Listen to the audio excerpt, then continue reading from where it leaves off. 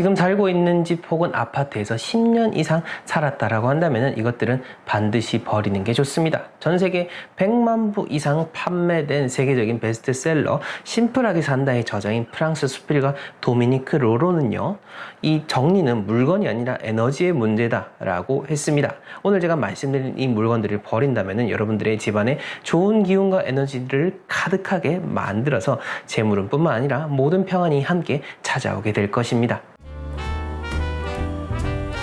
네, 안녕하세요. S그룹 회장이 직접 찾은 풍주사 멋지동 천건호입니다. 건국대학교 미래지식교육원에서 아파트 풍수론을 강의했고요. 지금도 계속해서 강의와 컨설팅을 이어가고 있는데요. 오늘은 오랫동안 거주한 집에서 여러분들이 반드시 버려야 될 물건들 한번 시원하게 정리를 해보겠습니다. 지금 이 시기에 맞아서 오늘 이 영상을 보셨다면 지금 당장 정리하시면 됩니다. 본격적인 내용 들어가기 이전에 좋아요와 구독, 알림 설정 꼭 부탁드리겠습니다.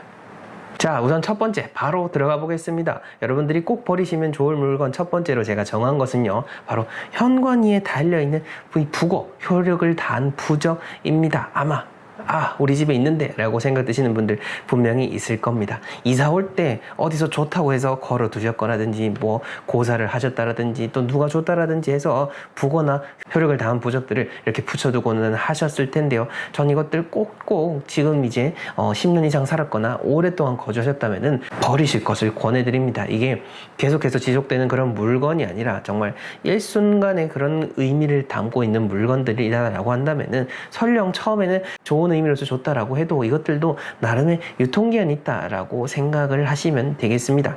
이 부적이라고 하는 것은 나를 지켜주는 꾸준한 그런 물건이 아니라 일순간에 그런 효과를 보는 것이니 이걸 계속 두는 것들을 주의하시면 좋을 것 같고요. 제가 최근에 한번 말씀을 드린 적이 있었을 것 같습니다.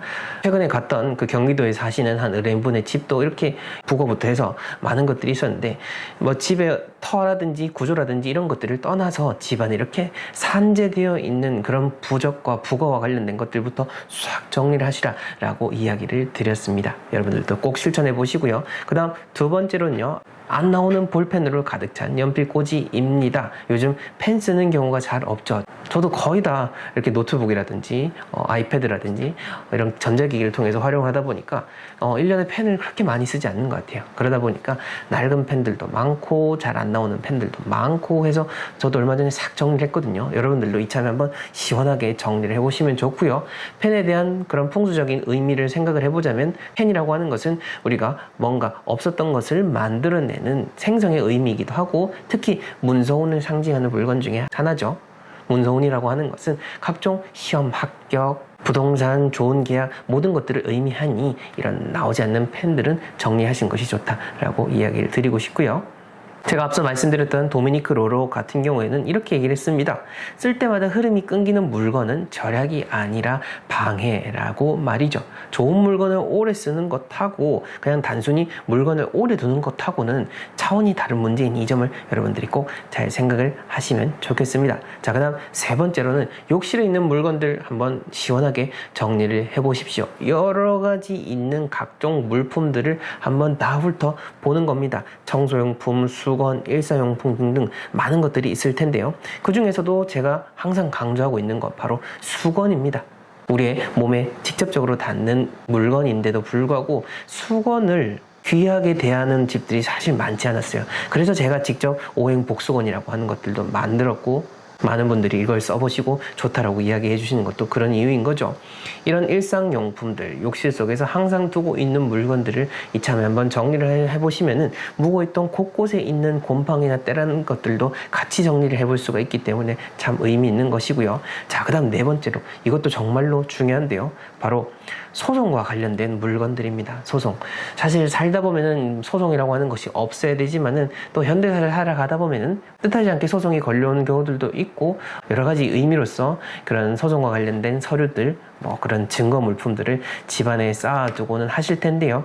이런 것들은 이제 의미가 없고 기간이 많이 지나버렸고 소가 끝났다라고 한다면은 가급적이면은 정리를 하시는 것이 좋다라는 것을 이야기 드리고 싶습니다. 왜 그러냐? 바로 원망이 담긴 물건인 겁니다. 제가 집안에서 물건을 정리하고 집안을 깨끗이 하는 것이 단순히 물건들을 정리하는 것이 아니라 이 공간, 이 자연하고 교감을 하는 것이다 라고 이야기를 드린 것이죠. 교감을 한다라고 하는 것은 내 감정 그대로가 또 다 집안에 투영되는 것이기도 합니다. 소송과 관련된 물건들은 한을 담고 있기 때문에 이것을 또한 너무 오래 두는 것도 그리 좋지 않다라는 거죠. 이것과 관련돼서도 실제 사례가 있습니다.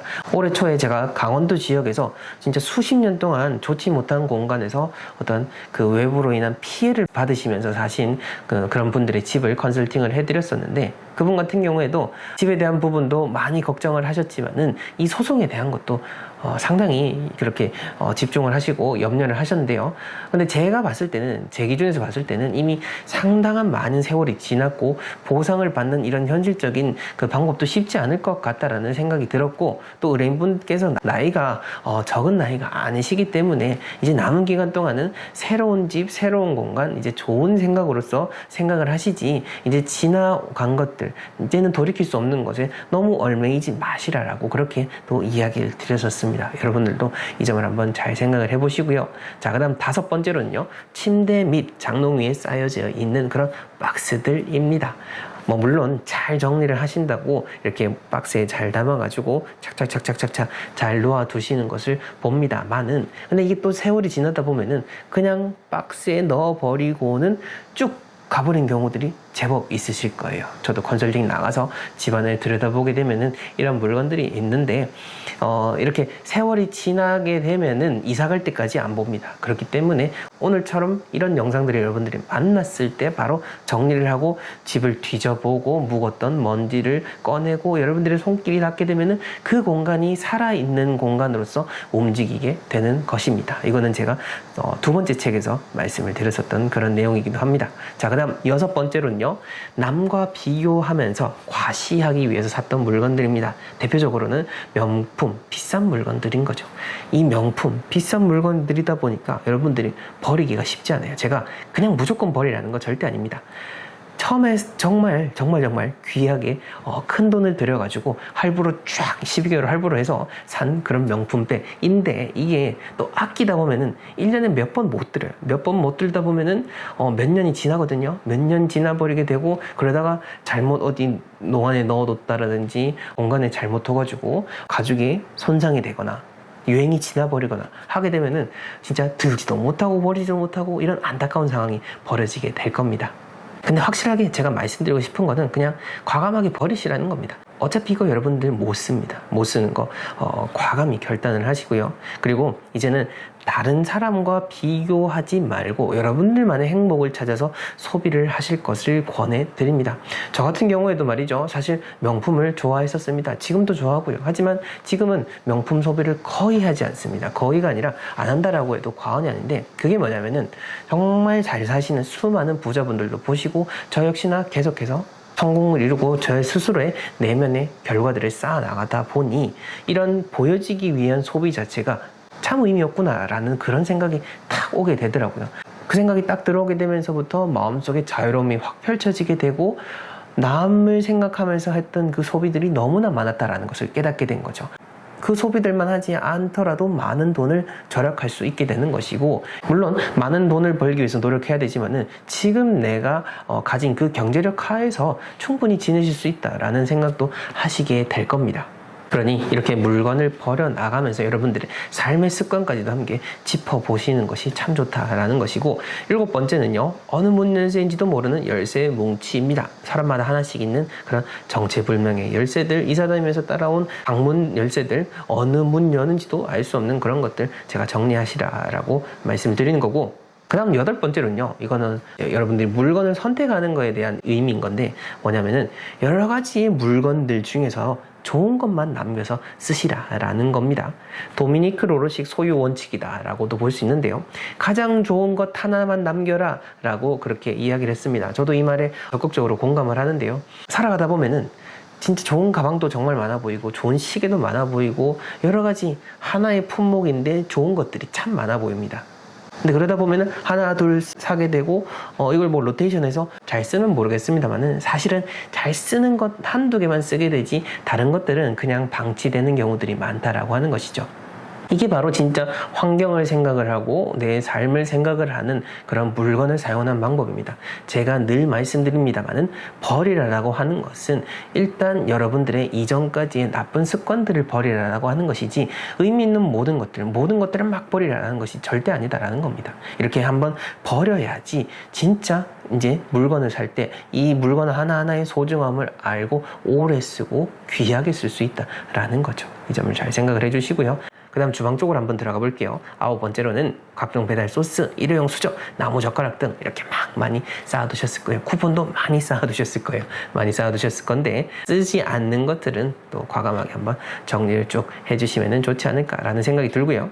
그 다음 10번째는요. 냉장고, 냉동실 안에 있는 뭐 각종 떡, 음식 재료들을 말씀을 드립니다. 사실 이 제사를 지내시는 분들은 특히 아마 잘 아실 거예요. 떡이라든지 뭔가 육아라든지 이런 것들이 또 친척분들이 많으면 모르겠는데 나누지 못하고 하다 보면은 항상 이게 냉동실 재워두게 되죠. 근데 이게 또 아까워서 못 버린단 말이죠. 근데 또 이걸 먹지는 않는단 말이죠. 그러다 보니까 계속 쌓여요. 계속 쌓이고 냉장고, 냉동실을 금방금방 차게 되고 항상 꽉 차 있게 되는 것인 거죠. 저도 개인적으로는 이 냉장고, 냉동실 관리가 참 힘들다라는 생각이 드는데요. 가급적이면은 바로바로 먹어야지 하면서 물건들을 사고 음식들을 삽니다만은 또 이걸 제때제때 순환하는 게 참 어렵다라는 것을 저는 공감을 하고 있습니다. 하지만 그렇기 때문에 더더욱 더 신경을 써야 되는 거죠. 이 재물을 상징하는 냉장고와 같은 공간 여러분들이 10년을 주기로 지금 이참에 한번 시원하게 정리를 해보시고요.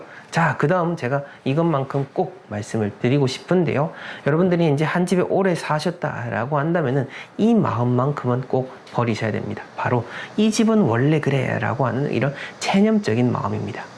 이게 뭐냐면은 이 사람이라고 하는 것은 한 공간에 살게 되고 한 공간에 처음 올 때는 낯설지만은 이 한 공간에 살게 되면서 나름의 동선이라는 것이 만들어지게 됩니다. 내가 처음 집에 딱 들어왔을 때 어디에서 옷을 벗고 어디에서 샤워를 하고 어디에서 주로 쉬고 하는 나름의 자신만의 동선이 만들어지게 되고 그 동선이 만들어지게 되면은 그 동선 위주로만 신경을 쓰지 그 동선 바깥의 문제에 대해서는 잘 들여다보지 못하게 되는 것이 우리의 심리적인 구조인 겁니다. 그러다 보면은 다른 것을 들여다보지 않게 되고 혹은 내 손이 잘 닿지 않는 곳에 뭔가 문제가 생긴다라고 해도 그것을 잘 관리하지 못하게 되는 것이죠. 그러면서 이 집은 원래 이래. 또 더 나아가서 여러분들 이런 집에 살면서 현실적으로도 삶이 좋아지지 않게 된다면은 이 집 구석은 원래 이래 라고 하면서 체념적으로 쭉 하향하게 되는 겁니다.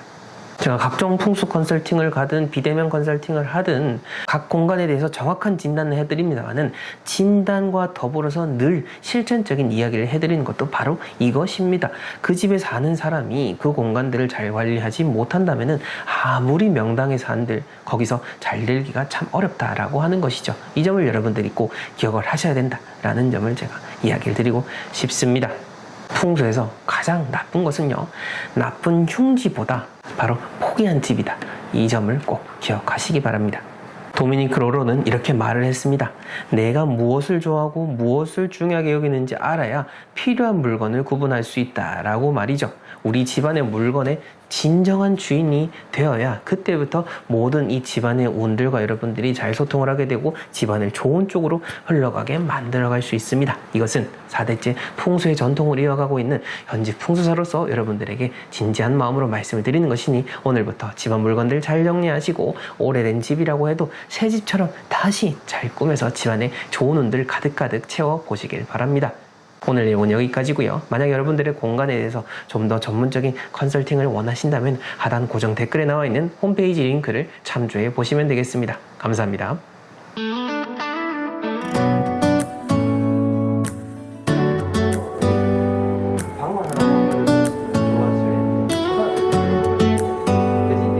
Do you hear that?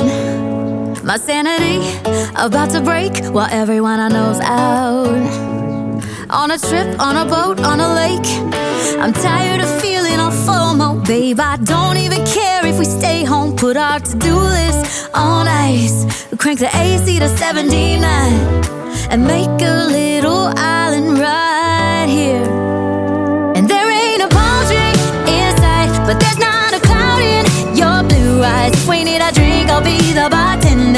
I got